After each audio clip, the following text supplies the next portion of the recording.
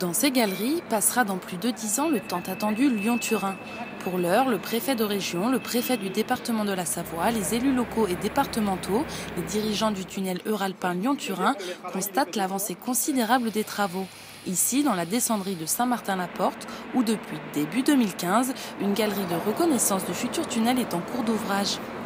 Les chantiers qui sont en cours ici, à Saint-Martin-la-Porte et à Chiomonte, à la Maddalena, en Italie, donnent une idée physique que la Lyon-Turin est une œuvre en cours. On ne parle plus d'un projet, mais d'une grande infrastructure qui est en cours.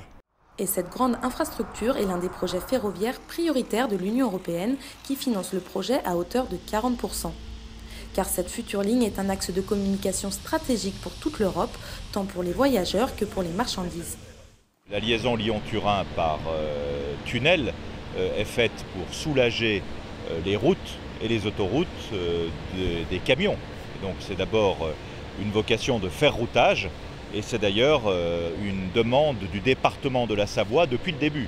C'est les élus savoyards qui ont demandé que le projet soit d'abord dédié au fret, même si on sait que le tunnel sera mixte parce que c'est très important du point de vue environnemental. Et pour que la Maurienne puisse saisir les opportunités qu'offre ce grand chantier, le département, la région, l'État et le syndicat de Pays de Maurienne sont en train d'adopter un contrat de territoire. Cet ouvrage, il a bien évidemment un impact économique immédiat dans le département. C'est le chantier, les emplois qui sont créés pendant un chantier qui va durer une douzaine d'années et plus si on intègre les voies d'accès qui ont vocation à se faire par phase. Donc ce sont des milliers d'emplois. Ce sont des retombées fiscales pour les collectivités locales.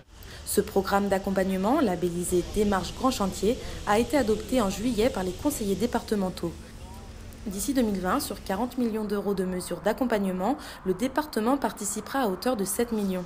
Objectif, faire du Lyon-Turin une vraie opportunité pour le développement de la Maurienne et de son économie, en facilitant l'accueil du chantier sur le territoire, notamment pour l'emploi ou encore l'hébergement des salariés.